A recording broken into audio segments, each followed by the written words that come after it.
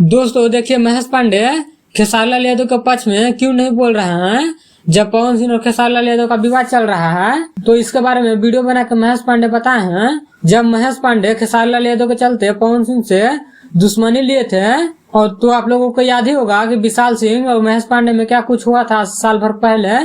इस पे महेश पांडे को खेसारी लाल यादव सपोर्ट नहीं किए थे, और इसी पे सारे यूट्यूबरों को चेताते हैं महेश पांडे। और क्या कुछ बोले आप लोग सुनिए। भी यूट्यूबर से भाई सबको कहता हूं, बच के रहो। जब आप मुसीबत में पड़ोगे ना, आप मर रहे होगे ना, बोलोगे भैया एक लोटा पानी पिला दोगे तो मैं शायद जिंदा बच जाऊंगा, वो भैया वहां से देख के और निकल जाएंगे।